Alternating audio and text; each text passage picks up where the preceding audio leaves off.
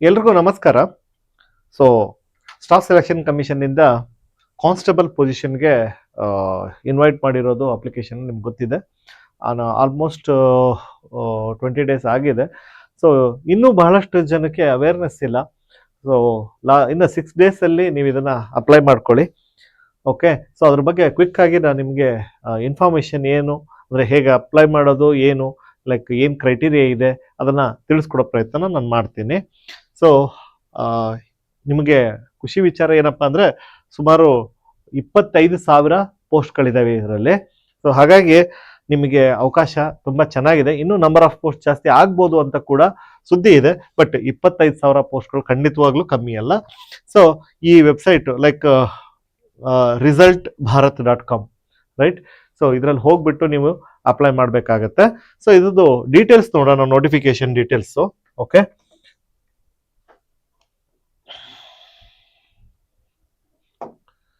So ಇಲ್ಲಿ ನೀವು ಗಮನಿಸಿದ್ರೆ CAPF central arm forces, okay, forces ಮತ್ತು SSF ಮತ್ತು ರೈಫಲ್ಮೆನ್ ಇನ್ ಅಸ್ಸಾಮ್ಸ್ ರೈಫಲ್ಸ್ ಎಕ್ಸಾಮಿನೇಷನ್ 2026. ಸೊ ಇಲ್ಲಿ ಪೊಸಿಷನ್ ಇರೋದು ಕಾನ್ಸ್ಟೇಬಲ್. ಓಕೆ, ಸೊ ಇಲ್ಲಿ ಡೇಟು ನಿಮಗೆ ಕಾಣಿಸ್ತಾ ಇದೆ 31/12/2025. ಸೊ ನಿಮಗೆ ರಾತ್ರಿ 11 ಗಂಟೆವರೆಗೂ ಅವಕಾಶ ಇರುತ್ತೆ ಅಪ್ಲೈ ಮಾಡ್ಕೊಳ್ಳೋದಕ್ಕೆ.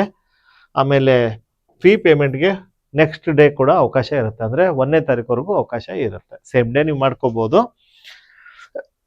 ಆಮೇಲೆ ನೆಕ್ಸ್ಟು ಕರೆಕ್ಷನ್ಸ್ಗಳು ಏನಾದ್ರು ಮಾಡೋದಿದ್ರೆ ಅಪ್ಲೈ ಹಾಕ್ಬೇಕಾದ್ರೆ ಕರೆಕ್ಟಾಗಿ ಹಾಕಿ. ಬಟ್ ಏನಾದ್ರು ಅನಿವಾರ್ಯ ಕರೆಕ್ಷನ್ಸ್ ಮಾಡೋದಿದೆ ಅಂತಂದರೆ ನಿಮಗೆ 8ನೇ ತಾರೀಕು ಜನವರಿಯಿಂದ 10ನೇ ತಾರೀಕುವರೆಗೂ ಅವಕಾಶ ಸಿಗುತ್ತೆ.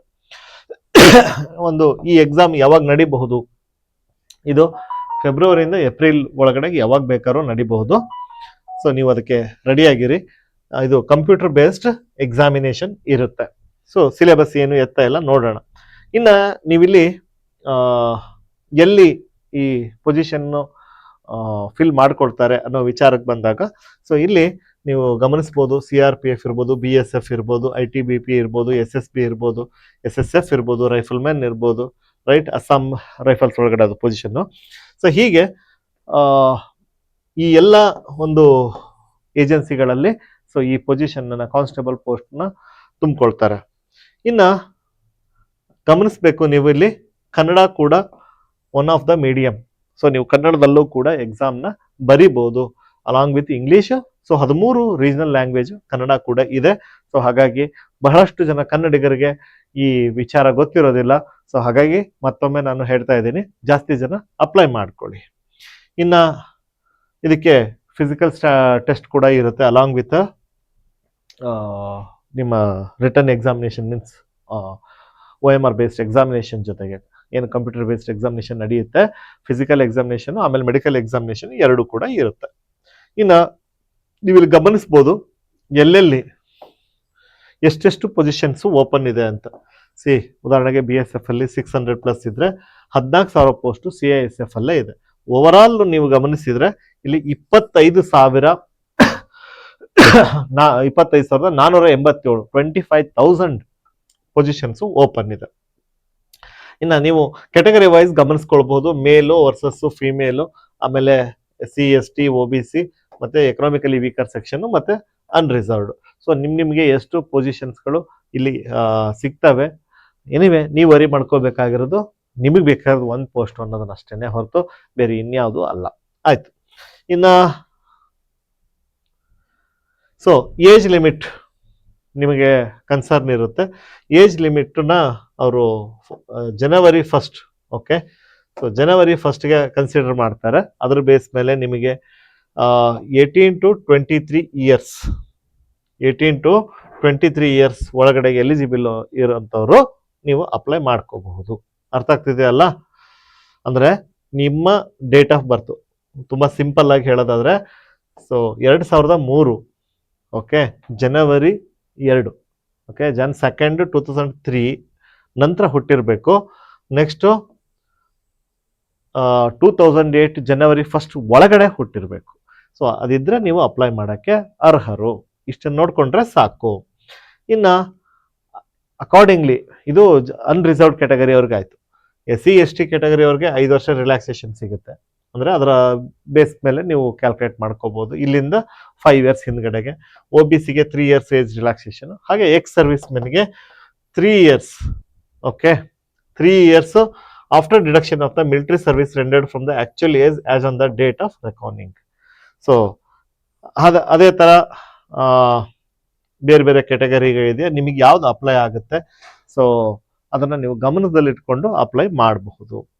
ನೆಕ್ಸ್ಟ್ ವಿಚಾರ ಏನಂತಂದ್ರೆ, ಇದು ಏಜ್ ಬಗ್ಗೆ ಇಂಪಾರ್ಟೆಂಟ್ ಇನ್ಫಾರ್ಮೇಶನ್.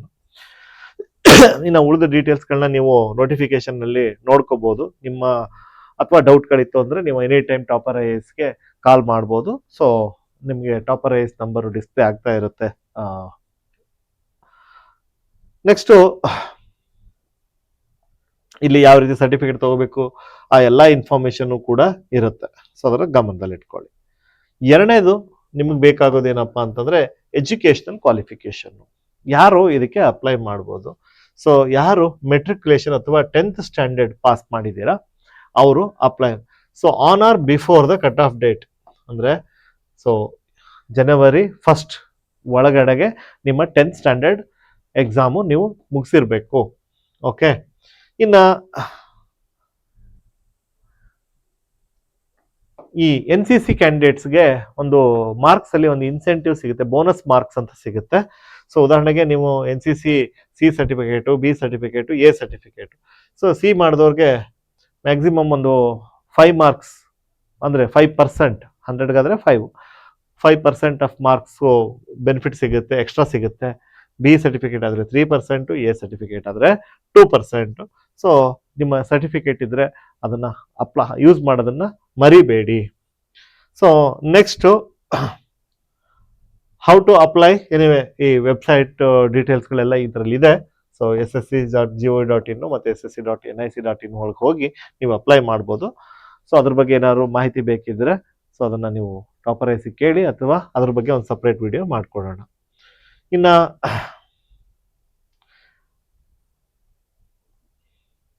ನೆಕ್ಸ್ಟು ಫೀಸ್ ವಿಚಾರಕ್ಕೆ ಬಂದರೆ, ಎಸ್ 100 rupees ಫೀಸ್ ಇದೆ. ಮತ್ತು ಕ್ಯಾಟಗರಿ ಅವ್ರಿಗೆ, ವುಮೆನ್ಗೆ ಸೊ ಎಕ್ಸಾಮ್ಷನ್ ಇದೆ. ನೀವು ಯಾವುದೇ ಫೀಸ್ನ ಕಟ್ಟುವಂಥ ಅವಶ್ಯಕತೆ ಇಲ್ಲ. ಸೊ ಫೀಸ್ ಕಟ್ಟೋದು ಮುಂಚಿನ ಥರ ಏನು ಕಷ್ಟ ಇಲ್ಲ. ಇವತ್ತು ಆನ್ಲೈನ್ ಆಪ್ಷನ್ಸ್ಗಳು ತುಂಬ ಇದೆ. ಸೊ ಈಸಿಯಾಗಿ ನೀವು ಪೇ ಮಾಡ್ಬೋದು. ಇನ್ನು ನೆಕ್ಸ್ಟ್ ನಿಮಗೆ ಕರ್ನಾಟಕದಲ್ಲಿ ನಾವು ಎಲ್ಲೆಲ್ಲಪ್ಪ ಎಕ್ಸಾಮ್ ಬರಿಬೋದು? ಆಲ್ ಓವರ್ ಇಂಡಿಯಾ ಎಕ್ಸಾಮಿನೇಷನ್ ಸೆಂಟರ್ಸ್ಗಳಿದ್ದಾವೆ. ಸೊ ಹಾಗಾಗಿ ಇಲ್ಲಿ ನೀವು ಕರ್ನಾಟಕದನ್ನ ಗಮನಿಸಿದ್ರೆ, ಓಕೆ, ಇಲ್ಲಿ ಕರ್ನಾಟಕ ಕೇರಳದಲ್ಲಿ ಬೆಂಗಳೂರಲ್ಲಿ ಬರಿಬೋದು, ಬೆಳಗಾವಿಲಿ ಬರಿಬೋದು, ಧಾರವಾಡದಲ್ಲಿ ಬರಿಬೋದು, ಹುಬ್ಬಳ್ಳಿಲಿ ಬರಿಬೋದು, ಕಲಬುರಗಿಯಲ್ಲಿ ಬರಿಬೋದು. ಓಕೆ, ದೆನ್ ಮಂಗಳೂರು, ಮೈಸೂರು, ಶಿವಮೊಗ್ಗ, ಉಡುಪಿ, ಇಷ್ಟು ಪ್ಲೇಸ್ಗಳನ್ನ ಕೊಟ್ಟಿದ್ದಾರೆ. ಸೊ ಹಾಗೇನೆ ನೀವು ಕರ್ನಾಟಕಕ್ಕೆ ಸಂಬಂಧಪಟ್ಟ ಹಾಗೆ ಏನಾದರೂ ನಿಮಗೆ ಮಾಹಿತಿ ಬೇಕಿತ್ತು ಅಂತಂದ್ರೆ ssc.kkr.nic.in ಈ ವೆಬ್ಸೈಟ್ ಅನ್ನ ರೆಫರ್ ಮಾಡಬಹುದು. ಸೊ ಇದು ಎಕ್ಸಾಮ್ ಸೆಂಟರ್ ಬಗ್ಗೆ ಆಯ್ತು. ಇನ್ನ ನೆಕ್ಸ್ಟು ಬಹಳಷ್ಟು ಇಂಪಾರ್ಟೆಂಟು, ಸರ್ ಏನು ಎಕ್ಸಾಮ್ಗೆ ಪ್ರಿಪೇರ್ ಮಾಡ್ಕೋಬೇಕು, ಏನು ಓದಬೇಕು, ಆಯ್ತಾ? ಇಲ್ಲಿ ನಿಮಗೆ ಕಂಪ್ಯೂಟರ್ ಬೇಸ್ಡ್ ಎಕ್ಸಾಮಿನೇಷನ್ ಇದೆ ಅಂತ ಹೇಳಿದ್ವಿ. ಇಲ್ಲಿ part A, part B, part C, part D 4 part ಮಾಡಿದ್ದಾರೆ. General intelligence and reasoning, okay, 20 ಕ್ವಶನ್ಸ್ಗಳಿದೆ. ಅಂದ್ರೆ ಮಾರ್ಕ್ಸ್ ಲೆಕ್ಕದಲ್ಲಿ 2 ಮಾರ್ಕ್ಸ್ ಬಂದು ಅಂದ್ರೆ 40. ಜನರಲ್ ನಾಲೆಜ್ ಮತ್ತೆ ಜನರಲ್ ಅವೇರ್ನೆಸ್ 20 ಕ್ವಶನ್ ಕೊಟ್ಟಿದ್ದಾರೆ, ಅದಕ್ಕೂ 40 ಮಾರ್ಕ್ಸು. ಎಲಿಮೆಂಟ್ರಿ ಮ್ಯಾಥಮೆಟಿಕ್ಸು ಅದಕ್ಕೆ 20 ಕ್ವಶನ್ಸ್ ಅಂದ್ರೆ 40 ಮಾರ್ಕ್ಸು. ಹಾಗೆ ಇಂಗ್ಲಿಷು ಅಥವಾ ಹಿಂದಿ ಲ್ಯಾಂಗ್ವೇಜ್ನ ಟೆಸ್ಟ್ ಇರುತ್ತೆ. ಸೊ ಅದಕ್ಕೆ ಅಗೇನ್ 20 ಅಂದ್ರೆ 40. ಸೊ ಒಟ್ಟು ನೀವು 80 ಪ್ರಶ್ನೆಗಳನ್ನ ಅಟೆಂಡ್ ಮಾಡಬೇಕಾಗುತ್ತೆ. ಅದಕ್ಕೆ ನಿಮಗೆ ಸಿಗುವಂತ ಸಮಯ 1 ಗಂಟೆ ಅಂದ್ರೆ 60 ನಿಮಿಷ ಇರುತ್ತೆ. ಓಕೆ, ಸೊ ಇವೆಲ್ಲವೂ ಮಲ್ಟಿಪಲ್ ಚಾಯ್ಸ್ ಇರುತ್ತೆ ಅನ್ನೋದನ್ನ ಮರಿಬೇಡಿ. ಮತ್ತೆ ನಿಮಗೆ ಇಲ್ಲಿ ಏನೋ ಕನ್ನಡದಲ್ಲೂ ಕೂಡ ಕ್ವಶನ್ಸ್ಗಳು ಸಿಗ್ತಾ ಇದೆ. ಸೊ ಅದನ್ನ ಅವಕಾಶವನ್ನ ಬಳಸ್ಕೊಳ್ಳಿ. ಮತ್ತೆ ನೆಗೆಟಿವ್ ಮಾರ್ಕಿಂಗ್ ಇರುತ್ತೆ, ಹುಷಾರಾಗಿ ಆನ್ಸರ್ ಮಾಡಿ. ನೀವು 4 ಪ್ರಶ್ನೆಗಳನ್ನ ತಪ್ಪು ಮಾಡಿದ್ರೆ ನಿಮಗೆ 1 ಸರಿಯಾದ ಪ್ರಶ್ನೆಯ ಮಾರ್ಕ್ಸ್ ಹೋಗುತ್ತೆ. ಅಂದ್ರೆ ನೀವು 4 ಪ್ರಶ್ನೆ ತಪ್ಪು ಮಾಡಿದ್ರೆ 1 ಕ್ವಶನ್ಗೆ ಎಷ್ಟು ಮಾರ್ಕ್ ಇದೆ? 2 ಮಾರ್ಕ್ ಇದೆ, 2 ಮಾರ್ಕ್ಸ್ ಹೋಗುತ್ತೆ ನಿಮ್ದು. ಸೊ ಹಾಗಾಗಿ ಹುಷಾರಾಗಿ ಆನ್ಸರ್ ಮಾಡಬೇಕಾಗತ್ತೆ. ಎಷ್ಟೋ ಜನ ನೆಗೆಟಿವ್ ಮಾರ್ಕ್ ಇಂದಾನೆ ಎಕ್ಸಾಮ್ನ ಫೇಲ್ ಮಾಡ್ಕೊಳ್ತಾರೆ. ಇನ್ನು ಆ ಸಿಲೆಬಸ್ಸನ್ನು ನೀವು ಗಮನಿಸಿದರೆ, ಸೊ ತುಂಬ ಸಿಂಪಲ್ ಒಂದು ಸಿಲೆಬಸ್ ಇದೆ. ಆ ಏನೋ 20 ಮಾರ್ಕ್ಸ್ಗೆ ಏನು ಇಟ್ಟಿದ್ದಾರೆ, ಜನರಲ್ ಇಂಟೆಲಿಜೆನ್ಸ್ ರೀಸನಿಂಗ್. ಸೊ ಇದರಲ್ಲಿ ಏನು ನಿಮ್ಮ ಬೇಸಿಕ್ ಲಾಜಿಕಲ್ ಥಿಂಕಿಂಗನ್ನು ಚೆಕ್ ಮಾಡ್ತಾರೆ. ಉದಾಹರಣೆಗೆ ಅನಾಲಜಿಸು, ಸಿಮಿಲಾರಿಟಿಗಳು, ಡಿಫ್ರೆನ್ಸ್ಗಳು, ವ್ಯತ್ಯಾಸ ಏನಿದೆ, ಸೊ ವಿರುದ್ಧವಾಗಿ ಏನಿದೆ, ಆಮೇಲೆ ಸ್ಪೇಷಿಯಲ್ ವಿಜುವಲೈಸೇಷನ್ ಅಂದರೆ ಡೈಸ್ ಪ್ರಾಬ್ಲಮ್ಸ್ಗಳು ಕೊಡುವಂಥದ್ದು, spatial orientation, visual memory, so relationship concept, ಹೀಗೆ ತುಂಬ ಈಸಿಯಾಗಿರುತ್ತೆ, ಅಂತ ಏನು ಕಷ್ಟ ಇರೋದಿಲ್ಲ. ಕೋಡಿಂಗು, ಡಿಕೋಡಿಂಗು. ಇನ್ನು ಸರ್ ಜನರಲ್ ನಾಲೆಜಲ್ಲಿ ಏನು ಬರುತ್ತೆ ಅಂತ ನೀವು ಕೇಳಿದರೆ, ಸೊ ಇಲ್ಲಿ ಕರೆಂಟ್ ಈವೆಂಟ್ಸ್ ಅಂದರೆ ನೀವು ಡೇ ಟು ಡೇ ಏನು ಆಕ್ಟಿವಿಟಿ ಆಗ್ತಾ ಇದೆ, ಎಲ್ಲಿ ಯಾವ ಇವೆಂಟ್ ಆಗ್ತಾ ಇದೆ ದೇಶದಲ್ಲಿ ಮತ್ತು ಇಂಟರ್ನ್ಯಾಷನಲ್ ಲೆವೆಲಲ್ಲಿ, ಸೊ ಆ ಒಂದು ಕರೆಂಟ್ ಈವೆಂಟ್ಸು ಎವ್ರಿ ಡೇ ನಾವೇನು ಅಬ್ಸರ್ವ್ ಮಾಡ್ತೀವಿ, ಹಾಗೆ ಪರ್ಟಿಕ್ಯುಲರ್ಲಿ ಈಗ ಸ್ಪೋರ್ಟ್ಸ್ ಇರ್ಬೋದು, ಹಿಸ್ಟ್ರಿ ಇರ್ಬೋದು, culture, geography, economic, polity, constitution, science based questions ಮೇಲೆ ನಿಮ್ಮ ಜನರಲ್ ನಾಲೆಜ್ ಟೆಸ್ಟ್ ಮಾಡ್ತಾರೆ. ನೆಕ್ಸ್ಟ್ ನಿಮಗೆ ಮೂರನೇದು, ಅಲ್ಲಿ 20 ಕ್ವಶನ್, ಇದು 20. ನೆಕ್ಸ್ಟ್ ಮ್ಯಾಥಮೆಟಿಕ್ಸಲ್ಲಿ, ಮ್ಯಾಥಮೆಟಿಕ್ಸ್ ನೀವೇನು 10th ಸ್ಟ್ಯಾಂಡರ್ಡ್ವರೆಗೂ ಕಲ್ತಿದ್ದೀರಾ, ನಂಬರ್ಸ್ ಇರ್ಬೋದು, ಡೆಸಿಮಲ್ಸು, ಫ್ರಾಕ್ಷನ್ಸು, ಆಮೇಲೆ ಫಂಡಮೆಂಟಲ್ ಅರ್ಥಮೆಟಿಕ್ ಆಪರೇಷನ್ಸ್ ಇರ್ಬೋದು, percentage, ratio, average, interest, profit and loss, discount, time and distance, ratio time, ಇವೆಲ್ಲ ನೀವು 10th ಓದಿರೋಂಥದ್ದು. ಸೊ ಎಲಿಮೆಂಟ್ರಿ ಮ್ಯಾಥಮೆಟಿಕ್ಸ್ ಆಯಿತಾ. ಇನ್ನು ಲಾಸ್ಟು ಬೇಸಿಕ್ ನಿಮ್ಮ ಇಂಗ್ಲೀಷು ಅಥವಾ ಹಿಂದಿ ಅರ್ಥ ಆಗ್ತಿದೆಯಲ್ಲ, ಸೊ ಬೇಸಿಕ್ ಕಾಂಪ್ರಹೆನ್ಷನ್ ಎಬಿಲಿಟಿ ಹೇಗಿದೆ, ಇಂಗ್ಲೀಷು ನೀವು ತಗೊಳ್ಬೋದು ಅಥವಾ ಹಿಂದಿ. ಸೊ ಬೇಸಿಕ್ ಕಾಂಪ್ರಹೆನ್ಷನ್ ಎಬಿಲಿಟಿನ ನೀವು ಪ್ರೂವ್ ಮಾಡಬೇಕಾಗತ್ತೆ. ಇಷ್ಟು 4 ಭಾಗ ಇರುತ್ತೆ. ಎಕ್ಸಾಮ್ ಸಿಂಪಲ್ ಆಗಿರುತ್ತೆ. ಸೊ ಒಂದು ಸ್ಟ್ರಾಂಗ್ ಪ್ರಿಪ್ರೇಷನ್ ನೀವು ಒಂದು 1 or 2 months ಮಾಡ್ಕೊಂಡ್ರಿ ಅಂತಂದರೆ ಈ ಎಕ್ಸಾಮ್ನ ಕ್ಲಿಯರ್ ಮಾಡ್ತೀರ. ಇನ್ನು ಇದಾದ ಮೇಲೆ ಫಿಸಿಕಲ್ ಎಫಿಷಿಯನ್ಸಿ ಟೆಸ್ಟ್ ಇರುತ್ತೆ, ಫಿಸಿಕಲ್ ಸ್ಟ್ಯಾಂಡರ್ಡ್ ಟೆಸ್ಟ್. ಅಂತ ಏನು ಡಿಫಿಕಲ್ಟ್ ಇರೋದಿಲ್ಲ. ಸೊ ನೀವು ಇದನ್ನು ಕ್ಲಿಯರ್ ಮಾಡ್ಕೋಬೋದು. ಜನರಲ್ ಸ್ಟ್ಯಾಂಡರ್ಡ್ಸ್ ಹೇಗೆ ಏನೇನು ಇರಬೇಕು ಅನ್ನೋದನ್ನು ಇಲ್ಲಿ ಕೊಟ್ಟಿದ್ದಾರೆ. ಉದಾಹರಣೆಗೆ ಮೇಲು ಫಿಸಿಕಲ್ ಟೆಸ್ಟಲ್ಲಿ 5 ಕಿಲೋಮೀಟರ್ ರನ್ ಮಾಡಬೇಕಾಗುತ್ತೆ 24 minutesಲ್ಲಿ, ಆಯಿತಾ. ಸೊ ಆಮೇಲೆ ಇಲ್ಲಿ ವುಮೆನ್ಗಾದೆ ಅಂದರೆ ಯಾವ ರೀತಿ ಇದೆ, 1.6 ಕಿಲೋಮೀಟರ್ ಹೇಗೆ, ಮತ್ತು 800 ಇಲ್ಲಿ 1.6 ಮತ್ತು 5 ಕಿಲೋಮೀಟರ್ ಟೆಸ್ಟ್ ಮಾಡಿದರೆ, ವುಮೆನ್ಗೆ 1.6 800 ಮಾಡ್ತಾ ಇದ್ದಾರೆ. ಸೊ ಇನ್ನು ಅಂದರೆ ಇಲ್ಲಿ ಬೇರೆ ಬೇರೆ ರೀಜನ್ಗೆ ಬೇರೆ ಬೇರೆ ಥರದಂಥ ಒಂದು ಟೆಸ್ಟ್ ಇಟ್ಟಿದ್ದಾರೆ. ಸೊ ಜಾಗ್ರಫಿಕಲ್ ಫಿನಾಮಿನಾ ಬೇಸ್ ಮೇಲೆ ಡಿಸೈಡ್ ಮಾಡಿದ್ದಾರೆ. ಸೊ ಬಹುತೇಕ ನಿಮಗೆ ಈ ಫಸ್ಟ್ ಟೆಸ್ಟು ಅಪ್ಲಿಕೇಬಲ್ ಆಗುತ್ತೆ, ಮೆನ್ನು ವುಮೆನ್ನು, ಅರ್ಥ ಆಗುತ್ತಲ್ವಾ. ಸೊ ಇನ್ನು ನಿಮ್ಮ ಹೈಟ್ ಸ್ಟ್ಯಾಂಡರ್ಡ್ಸು ಮೆನ್ನು ವುಮೆನ್ಗೆ ಏನಿದೆ ಇಲ್ಲಿ ಡೀಟೇಲ್ಸ್ ಕೊಟ್ಟಿದ್ದಾರೆ. ಮತ್ತು ರಿಲ್ಯಾಕ್ಸೇಷನ್ ಕೆಲವೊಂದು ಸ್ಟೇಟ್ ಅವ್ರಿಗೆ, ಕೆಲವೊಂದು ಏರಿಯಾದವ್ರಿಗೆ ಆ ಜಾಗ್ರಫಿಕಲ್ ರೀಸನ್ನ ಕನ್ಸಿಡರೇಷನ್ ಇಟ್ಕೊಂಡು ಕೊಟ್ಟಿದ್ದಾರೆ. ಇನ್ನು ಚೆಸ್ಟ್ ಎಕ್ಸ್ಪ್ಯಾನ್ಷನ್ನು ಇಲ್ಲಿ ಎಷ್ಟಿರಬೇಕು, ನಾರ್ಮಲ್ ಆಗಿ ಎಷ್ಟಿರಬೇಕು, ವಿತ್ ಎಕ್ಸ್ಪ್ಯಾನ್ಷನ್ ಎಷ್ಟಿರಬೇಕು ಅದನ್ನು ಕೂಡ ಕೊಟ್ಟಿದ್ದಾರೆ ಫಿಸಿಕಲ್ ಟೆಸ್ಟು. ಇನ್ನು ಮೆಡಿಕಲ್ ಸ್ಟ್ಯಾಂಡರ್ಡು ವೇಟನ್ನು ಫಾಲೋ ಮಾಡ್ತಾರೆ. ನಿಮ್ಮ ಹೈಟಿಗೆ ತಕ್ಕನಾಗೆ ವೇಟ್ ಇರಬೇಕು. ನೀವು ಅದನ್ನು ಈಸಿಯಾಗಿ ನೋಡ್ಕೋಬೋದು ಎಷ್ಟಿರಬೇಕು ಅನ್ನೋ ವಿಚಾರನ. ನೀವು ಜಸ್ಟ್ ಒಂದು ಗೂಗಲ್ ಮಾಡಿದರೆ ಸಾಕು, ನಿಮ್ಮ ಹೈಟ್ಗೆ ಎಷ್ಟು ವೇಟ್ ಇರಬೇಕು ಅಂತ ಗೊತ್ತಾಗುತ್ತೆ. ಸೊ ಇದಿಷ್ಟು ನಿಮ್ಮ ಎಕ್ಸಾಮಿಗೆ ಸಂಬಂಧಪಟ್ಟಂಗೆ ತುಂಬ ಇಂಪಾರ್ಟೆಂಟ್ ಇನ್ಫಾರ್ಮೇಷನ್ನು. ಸೊ ಏನೇನು ಕಂಡೀಷನ್ಸು, ಏನು ಎಲಿಜಿಬಿಲಿಟಿ ಕಂಡೀಷನ್, ಎಜುಕೇಷನ್ ಕ್ವಾಲಿಫಿಕೇಷನ್ ಏನು, ಎಕ್ಸಾಮ್ ಹೇಗಿರುತ್ತೆ, ಮತ್ತು ಎಕ್ಸಾಮ್ ಸಿಲೆಬಸ್ ಏನಿರುತ್ತೆ. ಓಕೆ, ಸೊ ಈ ಎಲ್ಲ ಇನ್ಫಾರ್ಮೇಷನ್ಗಳನ್ನ ನಾವು ತಿಳ್ಕೊಂಡಿದ್ದೀವಿ. ಇನ್ನು ಇದು ನೀವು ವರಿ ಮಾಡೋಂಥದ್ದಲ್ಲ, ಮೋಡ್ ಆಫ್ ಸೆಲೆಕ್ಷನ್ನು ಯಾವ ರೀತಿ ಇರುತ್ತೆ ಅಂತ. ಅಂದರೆ ಡಿಫ್ರೆಂಟ್ ಕ್ಯಾಟಗರಿಯವ್ರಿಗೆ ಎಷ್ಟೆಷ್ಟು ಪರ್ಸೆಂಟೇಜು ಫಿಕ್ಸ್ ಮಾಡಿದ್ದಾರೆ ಸೆಲೆಕ್ಷನ್ ಮಾಡಬೇಕಾದ್ರೆ ಅಂತ ಇಲ್ಲಿ ಇದೆ ಇನ್ಫಾರ್ಮೇಷನ್ನು. ಸೊ ಇದನ್ನು ಡೀಟೇಲಾಗಿ ನೀವು ಆರಾಮಾಗಿ ನೋಡ್ಕೊಳ್ಬೋದು. ಇನ್ನು